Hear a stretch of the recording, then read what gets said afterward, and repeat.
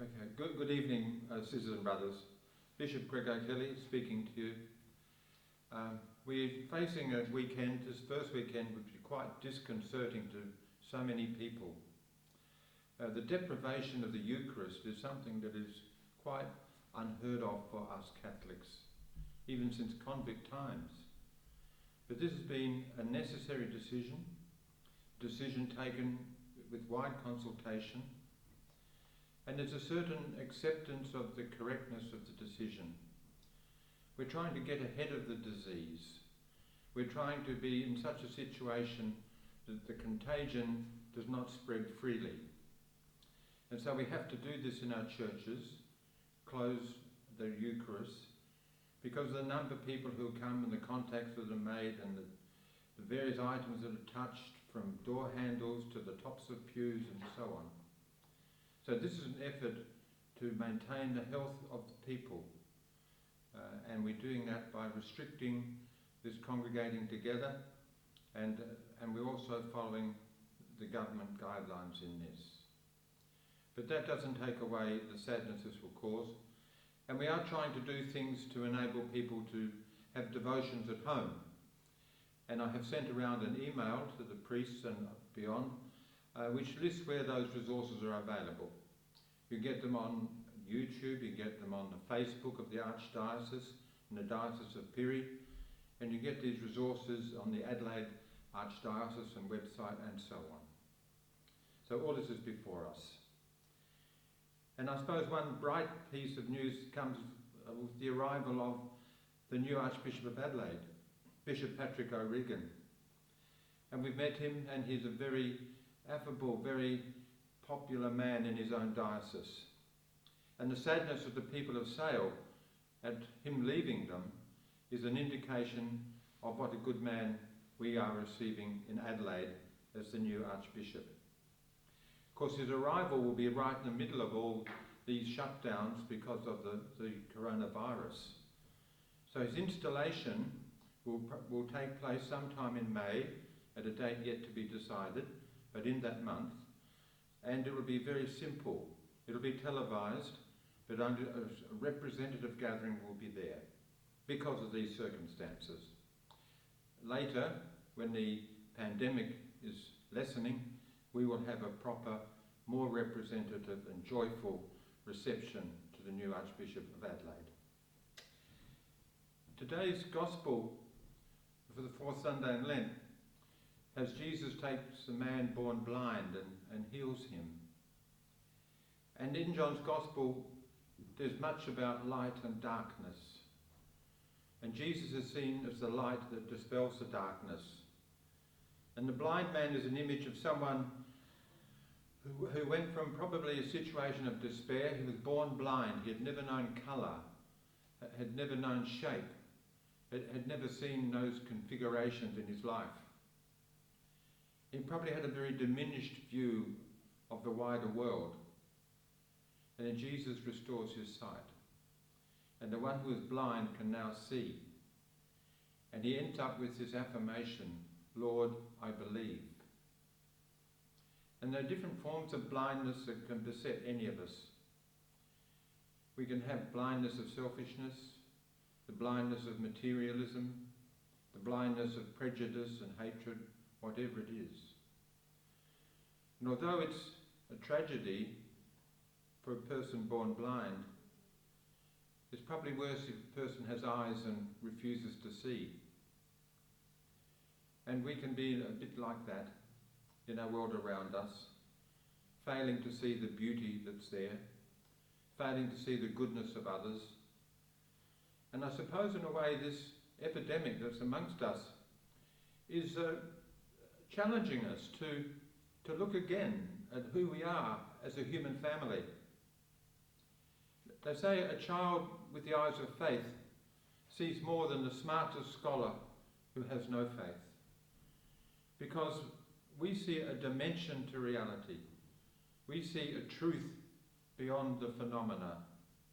We see the reality that is there behind what the physical looks like. We know there is a love that guides our purposes. St. Paul in the second reading in Ephesians said, there that you were darkness once, but now you are light in the world. Act like children of the light.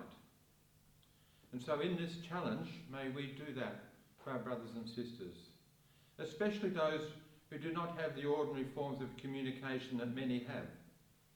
Many of us are used to computers and laptops and iPads and all that, and so they can take advantage of the resources that are available for devotions and faith and all that.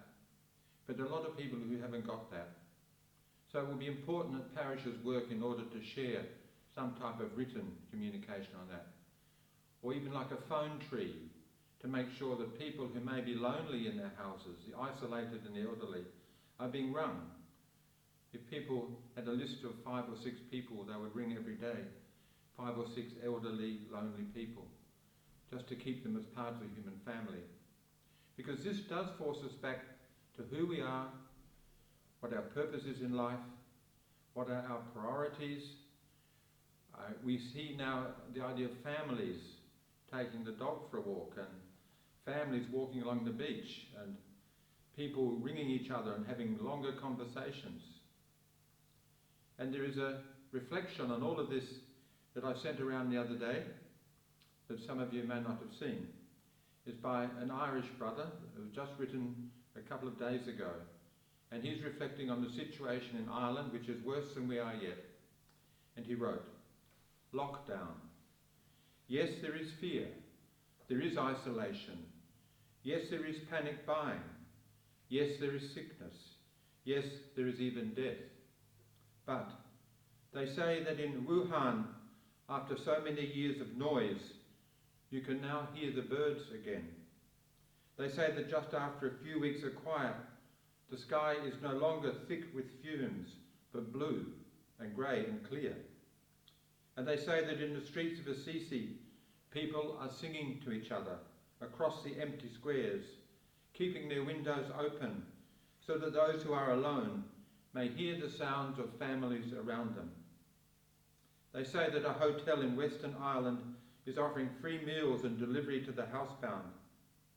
Today, a young woman I know is busy spreading flyers with her number through the neighbourhood so that the elders may have someone to call on. Today, churches, synagogues, mosques and temples are preparing to welcome and shelter the homeless, the sick, the weary. All over the world, people are slowing down and reflecting. All over the world, people are looking at their neighbour in a new way. All over the world, people are waking up to a new reality, to how big we really are, to how little control we really have, to what really matters, to love. So we pray and we remember that yes, there is fear, but there does not have to be hate. Yes, there is isolation, but there does not have to be loneliness. Yes, there is panic buying, but there does not have to be meanness. Yes, there is sickness, but it does not have to be a disease of the soul. Yes, there is even death, but there can always be a rebirth of love. Wake to the choices you make as to how to live now. Today, breathe. Listen behind the factory noises of your panic. The birds are singing again. The sky is clearing.